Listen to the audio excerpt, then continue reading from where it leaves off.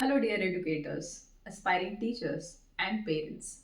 Welcome back to my channel, Classroom Tutorials. One corner for teaching tips and strategies.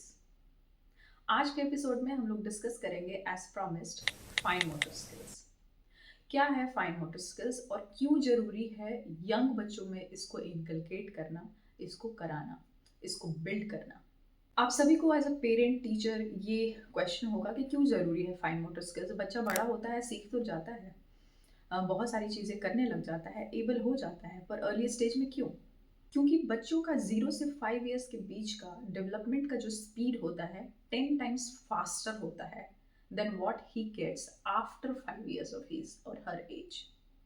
इसीलिए early stage में कुछ skill set है जो बच्चे को कराना जरूरी होता है और रेगुलर प्रैक्टिस में लाना होता है। दूसरा रीजन एज अ पेरेंट ये है कि दिन भर बच्चे को इंगेज करना कितना बड़ा डिफिकल्ट टास्क होता है, कैसे इंगेज करें।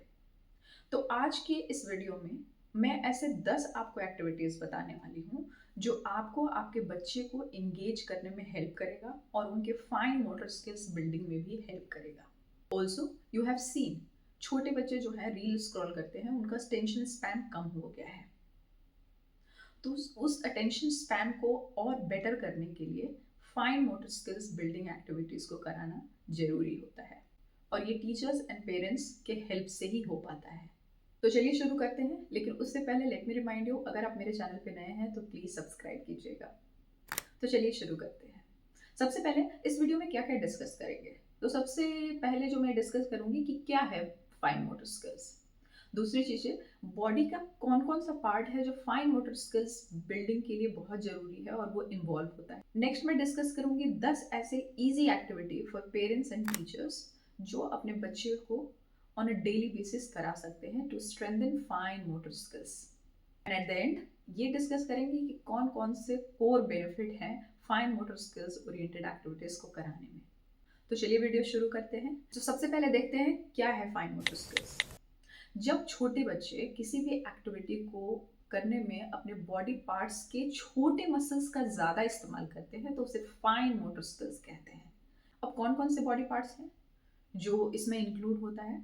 तो eyeball muscles, lips and tongue for eating and speaking, for the speech.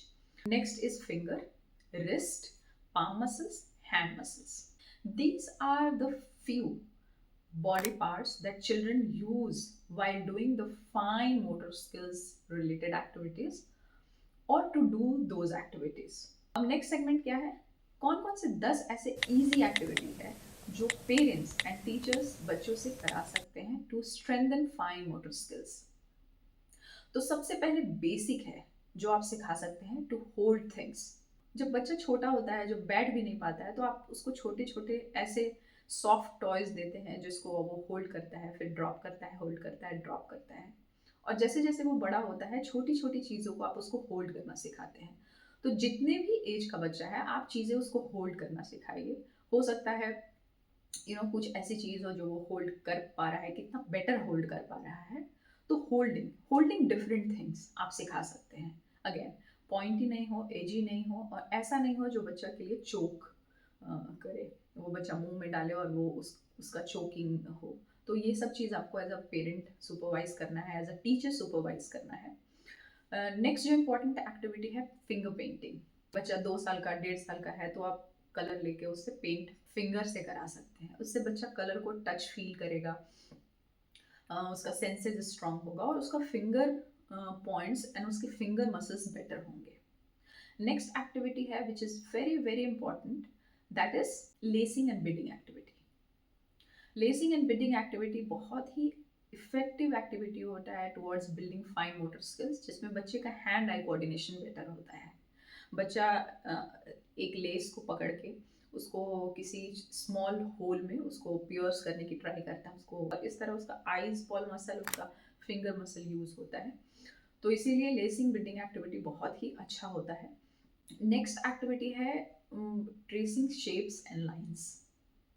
Very very important activity, जहाँ पे बच्चे को आप कुछ कलरफुल क्रेयॉन्स दे सकते हैं, कुछ सिंपल प्लेन पेपर दे सकते हैं और बच्चा फ्री स्क्रिबलिंग करेगा इनिशियली, फिर थोड़ा शेप्स, थोड़ा बहुत और आप उसको वर्बलाइज कर सकते हो, वाह wavy line, slanting line, vertical line, like that आप कर सकते हैं। फिर आप ट्रेस करा सकते हैं लाइंस, जिसमें आप कुछ डॉट्स देते हैं और वो डॉट्स को बच्चा मैच करता है। आप 3 डॉट्स देते हैं जिसको बच्चा मैच करके वो ट्रायंगल बनाता है। तो इस तरह का tracing shapes and lines, free scribbling आप इससे एक्सपोज कर सकते हैं। अगेन हैंड आई कोऑर्डिनेशन, उसका फिंगर मसल ग्रिप अच्छा होता है। नेक्स्ट जो एक्टिविटी आप करा सकते हैं वो बिल्डिंग ब्लॉक्स, बहुत इंपॉर्टेंट एक्टिविटी होता है जिससे बच्चे का कंसंट्रेशन, अटेंशन स्पैन, बच्चा अगर 10 मिनट भी बैठता है डेली बेसिस पे तो धीरे धीरे वो इंक्रीज होता है and it goes into hours. तो इस बिल्डिंग ब्लॉक्स एक बहुत ही अच्छा एक्टिविटी है जिसमें आप सिंपल ब्लॉक्स बाय कर सकते हैं, कोई भी मार्केट प्लेस पे अवेलेबल होता है, और आप वो घर में रख सकते हैं। बच्चे से 10 मिनट पर डे आप साथ में बैठ के उसको करा सकते हैं। तो building blocks, again hand eye coordination better हो रहा है, बच्चे का ग्रिप सही हो रहा है, होल्ड कैसे कर पा रहा है, अलाइन कर रहा है, तो थिंकिंग, उसका फिजिकल ग्रोथ तो बेटर हो ही रहा है, उसका अटेंशन स्पैन, कंसंट्रेशन तो बेटर हो ही रहा है, उसका फोकस बिल्ड हो रहा है। तो building blocks, playing with the puzzles, ये बहुत ही अच्छे fine motor skills oriented activities है जो इंडोर प्ले के लिए है और बहुत ही अच्छा होता है। नेक्स्ट एक्टिविटी जो आप कर सकते हैं, पिकिंग स्मॉल ऑब्जेक्ट्स। आप कुछ पोटैटो, अनियन, कुछ भी घर में जो अवेलेबल है, जो पॉइंटी नहीं है, शार्प नहीं है, स्मॉल नहीं है, जिससे चोक हो सकता है बच्चे का, उसको आप स्प्रेड कर सकते हैं and then you can instruct the child, can you pick that potato please, can you pick that onion please. तो उससे स्पीच भी इंप्रूव हो रहा है अर्ली स्टेज में, और फिर क्या हो रहा है, बच्चा इज ट्राइंग टू पिक, तो पिक वर्ड सीख रहा है, पोटैटो, अनियन, और वो फाइन मोटर स्किल्स बिल्ड हो रहा है, he is able to grab it, hold it, हो सकता है इनिशियली वो ड्रॉप करेगा फिर होल्ड करेगा। तो ये एज अ गेम आप कर सकते हैं, बॉल को होल्ड कर सकता है। Playing dough, very important activity. छोटा बच्चा कलरफुल डो को लेता है, उसको स्प्लैट करता है, पोक करता है, रोल करता है, कुछ अलग अलग शेप्स, और उसको आप अप्रिशिएट करते हैं, साथ में खेलते हैं आप। तो playing dough is another beautiful activity जो फाइन मोटर स्किल्स बिल्डिंग में हेल्प करता है। तो ये एक बहुत अच्छा एक्टिविटी है जो आप करा सकते हैं as a parent and teacher. Next जो है स्क्वीजिंग स्पॉन्ज, बहुत इंपॉर्टेंट एक्टिविटी है और बहुत ही अच्छा फन, जिसमें बच्चा आपका इंगेज्ड रहता है। आप एक टब में थोड़ा पानी ले सकते हैं और कुछ स्पॉन्ज को आप काट कर या एज इट इज भी डाल सकते हैं, और बच्चा उसको लेगा, ऐसे पकड़ के होल्ड करेगा, तो उसका ग्रिप प्रॉपर हो रहा है, उसको स्क्वीज करेगा। आप साथ में बोलेंगे कि oh my God you are squeezing, wow see the water is coming out, hold it, hold the sponge, dip it into the water, squeeze it, तो you can see क्या हो रहा है, वोकेबुलरी भी इम्प्रूव हो रहा है बच्चे का। स्क्वीजिंग स्पॉन्ज बहुत ही अच्छा एक्टिविटी है, बहुत ही इफेक्टिव एक्टिविटी है, एंगेजिंग है, फन है, तो आप इसको करा सकते हैं। Sorting grains, again very effective, attention span and concentration को काफ़ी बिल्ड करता है छोटे बच्चों में। आप राजमा, चना, चिकपीस कुछ भी ले सकते हैं, इनिशियली थोड़ा लीजिए और उसको आप बोल सकते हैं कि ये छोटे बोल में इसको पोर करो, इसको सॉर्ट करो, चिकपीस को अलग करो, राजमा को अलग करो, और वो जितना देर बच्चा करेगा, हो सकता है थोड़ा छीटे, थोड़ा स्प्रेड करे, थोड़ा वो करे, but he is involve, he is engage, he is introduce to it, touching, feel, you know, hard है, सॉफ्ट है, अगेन वहाँ पे आपको सुपरवाइज करना है। तो ये एक सॉर्टिंग ग्रेन्स, पोरिंग इट, ये सब बहुत अच्छा यू नो एक्टिविटी है जिसमें बच्चे का हैंड आई कोऑर्डिनेशन बेटर होता है, बच्चे को होल्ड करने का ग्रिप बेटर होता है, हैंड मसल्स बेटर होता है, फिंगर मसल्स बेटर होता है। एक टर्म आता है पिंसर ग्रास्प, बहुत ही इंपॉर्टेंट है। पिंसर ग्रास्प का मतलब होता है, as a parent and teacher आपको जरूर जानना चाहिए, पिंसर ग्रास्प का मतलब होता है the ability to hold an object for the child between these two fingers, thumb and index finger। ये दोनों फिंगर को पकड़ के ऐसे अगर बच्चा 2 फिंगर की हेल्प से कोई चीज़ ऐसे उठा रहा है तो he has better pincer grasp. तो ये एक टर्म है जो आप समझ सकते हैं, जो छोटे बच्चों के लिए यूज़ होता है। ये सारे एक्टिविटीज़ हो गए।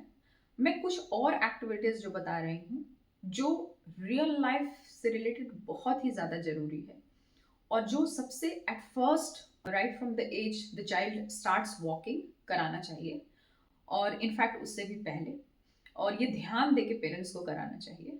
बेबी लेड वीनिंग जिसको बोलते हैं, विच इज़ BLW, ये टर्म होता है, आप सर्च कर सकते हैं नेट पे। ये बहुत इंपॉर्टेंट होता है जो फाइन मोटर स्किल्स बच्चों को बिल्ड करता है। आई have seen in my life बच्चे बहुत बड़े हो जाते हैं और तब तक पेरेंट्स उनको स्पून फीडिंग कर रहे होते हैं। तो अगेन ये बहुत ही बड़ा नेगेटिव इम्पैक्ट होता है बच्चे पे। बच्चों को लगता है कि ये मेरा काम नहीं है, आई के not eat on my own, I am small, I am still a baby. But the child has immense potential, वो खुद से खा सकता है। और ये अर्ली स्टेज में 5 साल के अंदर ही सिखाया जाता है बच्चे को। बहुत पेरेंट इसमें फेल होते हैं, पर अगर आप रेगुलर प्रैक्टिस करेंगे, कंसिस्टेंट रहेंगे, पेशेंट रहेंगे, तो ये ज़रूर आप सिखा पाएंगे। तो again it's a very important fine motor skills building activity which you as a parent must do, और ये कराना चाहिए। नेक्स्ट है brushing. Brushing is another activity जो आप फाइन मोटर स्किल्स को बिल्ड कराने में बहुत हेल्प करता है, और एज अ पेरेंट आप ही हेल्प कर सकते हैं। दिन में 2 बार कराना होता है, सोने से पहले और जागने के बाद। तो इसलिए भी ये बहुत ज़्यादा ज़रूरी है। बच्चा हाइजीन होना सीखता है, हाइजीनिक होना सीखता है। बच्चे को ये अर्ली स्टेज में ही पता चल जाता है कि ब्रशिंग कितना ज़रूरी है, और क्लीन रखना, हाइजीनिक रहना कितना ज़रूरी है। बच्चा ब्रश को होल्ड करता है, उसको रोल करता है, राउंड एंड राउंड ले जाता है, left right up and down ले जाता है। तो he is able to do that at an early stage. तो उसकी फाइन मोटर स्किल्स बिल्डिंग के लिए बहुत अच्छा है। Next which is important, folding clothes. उसका छोटा, बच्चे का छोटा क्लोथ होता है, तो अगर आप फोल्ड कर रहे हैं तो उसको भी आप इंगेज कीजिए, उसमें उसको इंक्लूड कीजिए, तो द चाइल्ड फील्स इंक्लूडेड कि मुझे भी अपना कपड़ा फोल्ड करना है। आप अपने सेपरेट कर लीजिए, बच्चे को अपना सेपरेट कीजिए। स्टार्ट विथ पजामा, और आप सिंपली जैसे फोल्ड कर रहा है आप उसको बिल्कुल रीडू मत कीजिए, और उसको वैसे ही वार्डरोब में रख दीजिए। तो बच्चा भी वैल्यूड, इंक्लूडेड और स्पेशल फील करेगा, और he will next time do it. तो फोल्डिंग क्लॉथ एक हो गया। पिनिंग द क्लॉथ, आप बच्चे अगर सुखाने के लिए कपड़ा स्प्रेड भी कर रहे हैं तो आप पिन करना उसको सिखा सकते हैं। तो ये सब डेली एक्टिविटीज़ है जो आप एज अ मदर जरूर करते हैं, फादर करते हैं। तो बच्चे को भी उसमें इन्वॉल्व कीजिए, तो बच्चा आपको सीखता है, रिस्पॉन्सिबल होना सीखता है। बच्चे को भी अवेयरनेस होता है कि ये मेरा काम है, हैव टू डू इट। और धीरे धीरे आप छोटा अमाउंट में सिखाइए और धीरे धीरे उसका लेवल बढ़ाइए। ये सारे फाइन मोटर स्किल्स को बिल्ड करता है। I have seen many children who are grown ups. They do not know how to brush. They do not eat properly. They don't know कि what are their own work. कि उनका अपना काम क्या है। उनके अपने कपड़े हैं तो उसको फोल्ड करके सही जगह रखना है कि नहीं। अनदर वेरी इंपॉर्टेंट एक्टिविटी जो डेली बेसिस पे एज पेरेंट हम लोग करते हैं कि बच्चा कुछ भी खाता है इधर उधर थ्रो करता है। You have to make the child कि you have to dump it into the trash bin. आपको ट्रैश उठाना है, ट्रैश बिन में ही डालना है। तो ये अगेन हैबिट अच्छा बिल्ड हो रहा है, और ये फाइन मोटर स्किल्स को भी बिल्ड कर रहा है। बच्चे का होल्ड करने का ग्रिप स्ट्रांग हो रहा है, और बच्चा इज एबल टू अंडरस्टैंड कि ये ट्रैश का सही जगह क्या है। नेक्स्ट है, जब भी आप प्ले डेट्स पे जाते हैं तो वापस आते हैं तो 3 चीज़ें करना ज़रूरी होता है। सबसे पहले when you enter in the house, the child takes off his shoes and socks. तो आप शूज़ और सॉक्स अपना निकालते हैं, तो बच्चे को भी बोलिए you have to take it off and put it in the rack where it is kept. 1-2 दिन बच्चा रिफ्यूज़ करेगा, धीरे धीरे वो करने लगेगा। ये चीज़ है। Wash your hands like this, फिर वाइप करना सिखाइए, switch off light, all that छोटी छोटी चीज़ें हैं जो आप सिखाते हैं। और ये सब सारी एक्टिविटी जो डेली बेसिस पे हम लोग को करना पड़ता है बच्चों के लिए, वो आप उनको सिखाते हैं और उनका फाइन मोटर स्किल्स बिल्ड करते हैं। तो ये सारी एक्टिविटीज़ बहुत ही ज़्यादा ज़रूरी है जो डेली बेसिस पे पेरेंट्स को एफर्ट देकर कराना चाहिए। फोल्डिंग द क्लोथ्स हो गया, brushing, pooping and peeing, switching off light, switching on light, putting the trash in the trash bin, taking off socks, shoes, putting in the rack. These are the few little activity जो आप रोज daily basis पे बच्चे को उसको push कीजिए, उससे कराइए। 10 to 20 days it takes. कुछ बच्चे तो 1-2 बार में ही सीख जाते हैं, but you have to persist. बच्चे पुश करते हैं समटाइम, लेकिन अगर बिलो 5 के बच्चे को आप सिखाते हैं तो वो इंटरेस्ट के साथ करते हैं, क्योंकि as mother you might know कि अर्ली स्टेज में बच्चे का वो एक स्टेज आता है जहाँ पे बच्चों को खुद से सब कुछ करना है। तो जब आप ऐसा बोलते हैं कि तुम ये मत करो, रहने दो, तो तुम बहुत इधर गंदा करोगे, मेस करोगे, वहाँ डर्टी करोगे, ये ट्रैश मम्मा रख देगी, रहने दो, तुम मत करो, तुम पानी मत लो खुद का अपना, तुम्हारा बॉटल ये है, रुको मम्मा ला देगी, तुम यहीं बैठो, तुम ब्रश खुद नहीं कर पाओगे, ओके, तुम switch on light switch on मत करो, तुम्हें शॉक लगेगा। ये सब जब आप बोलते हैं ना, और ये सारे नेगेटिव कमेंट्स जब बच्चे को आप देते हैं, तो आप इनडायरेक्टली उसको सिखा रहे हैं कि ये सारा काम आपका है बच्चे के लिए, बच्चा वो खुद से नहीं कर सकता है। तो उसको एक लोअर कॉन्फिडेंस भी रहता है बच्चे के अंदर। बच्चा का सेल्फ कॉन्फिडेंस उतना बिल्ड नहीं हो पाता है अर्ली स्टेज में। बच्चे के अंदर सबकॉन्शियस माइंड में ये बिल्ड हो जाता है कि ये काम मेरा नहीं है, ये सब काम मम्मा और पापा मेरे लिए करेंगे। जब बच्चा धीरे धीरे 5 साल से ऊपर का हो जाता है, जब आपको लगता है कि बच्चे का प्रॉपर बड़ा हो गया है, और जब बच्चा आपको बोलता है ये सब करने के लिए और वो खुद नहीं कर रहा होता है, तो आपका वो फ्रस्ट्रेशन का कारण बनता है। तब आप बोलते हैं कि बच्चा मेरा सब कुछ मुझे खुद ही करना पड़ता है, बिकॉज आपने सबकॉन्शियसली इनडायरेक्टली उसके सबकॉन्शियस माइंड में आपने बिल्ड कर दिया है टिल 5 years ऑफ एज कि आप उसके लिए हो सब जगह, और इसीलिए बच्चा नहीं करता है, रिफ्यूज करता है, और बाद में आपको आंसर बैक करेगा, वो रिफ्यूज करेगा, वो नहीं करेगा। तो इसीलिए अर्ली स्टेज में ये सिखाना, ये छोटे छोटे हैबिट सिखाना जरूरी होता है, जो फाइन मोटर स्किल्स को बिल्ड करता है। Again very important.